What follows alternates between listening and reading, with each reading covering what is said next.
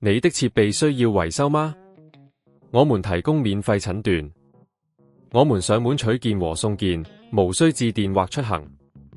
維修前先發送報價，你確認後才繼續。簡單、透明、專業。連結在簡介裏。Thermomix TM31是一款多功能廚具，但有時可能會遇到閉合蓋問題。以下是修理的步驟，幫助你快速解決這個問題。第一步，檢查蓋子及密封圈。首先，請確保蓋子上沒有任何異物或污垢，這可能會影響蓋子的閉合。將蓋子取下，仔細檢查密封圈是否完好無損。如果密封圈有磨損或變形，建議更換新的密封圈。第二步，檢查蓋子鉸鏈。打開蓋子，觀察鉸鏈部分是否有鬆動或損壞的情況。如果鉸鏈鬆動，可以用小工具進行調整，若損壞則需要更換。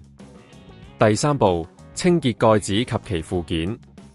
使用溫和的清潔劑和軟布，將蓋子及所有附件徹底清潔，確保沒有任何殘留物影響其正常工作。第四步，測試蓋子閉合。將蓋子放回原位，輕輕按壓，檢查閉合是否緊密。如果問題依然存在，可能需要尋求專業維修服務。在這裏，我們提供免費診斷服務。如果你仍然無法解決問題，可以聯絡我們的客服，我們提供上門取件和送件服務，讓你無需擔心搬運設備的麻煩。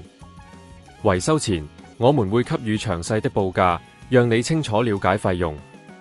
最後，保持設備的良好狀態非常重要，定期檢查和維護可以有效延長 Thermomix TM31的使用壽命。希望以上的步驟能夠幫助你解決閉合蓋的問題，讓你的廚房好幫手重新運作。你的設備需要維修嗎？我們提供免費診斷，我們上門取件和送件，無需致電或出行。維修前先發送報價，你確認後才繼續。簡單、透明、專業。連結在簡介裏。